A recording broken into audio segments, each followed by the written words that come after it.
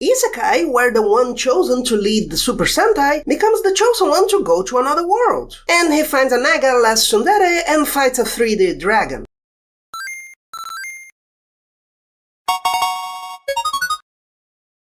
The designs are okay in general. When they want to be fun, we have a tokusatsu that uses a band-aid to transform, with a game announcer voice,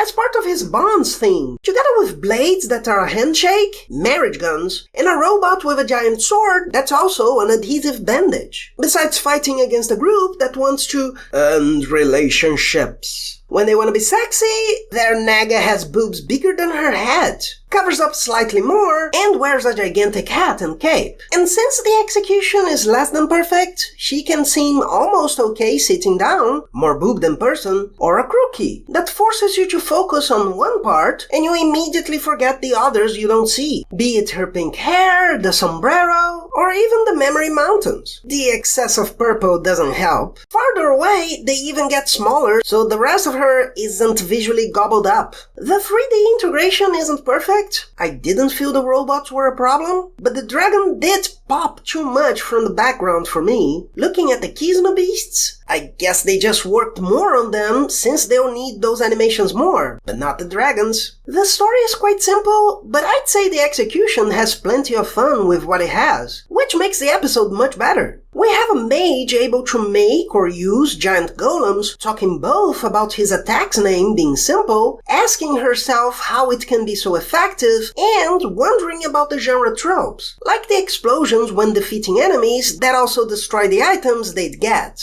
At the same time, even if it's a comedic premise, they don't seem afraid of having the hero sincerely wanting to help, or the mage being skeptical, but with a go she seems as somewhat childish. Not only did some jokes really work for me,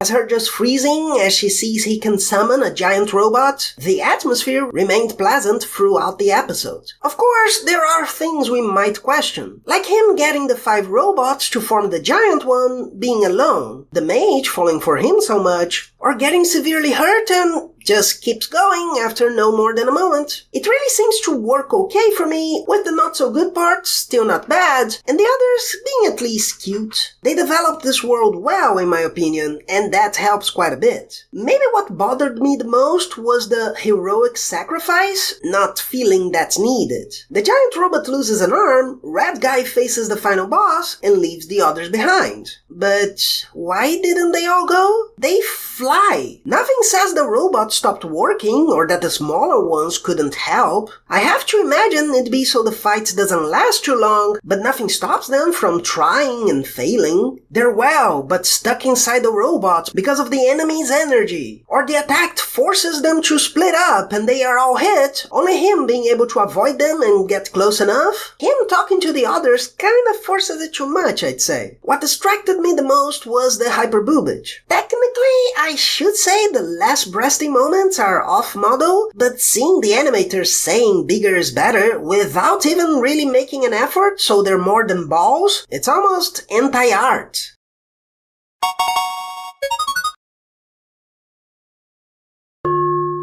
Please don't you forget to subscribe and hit the bell.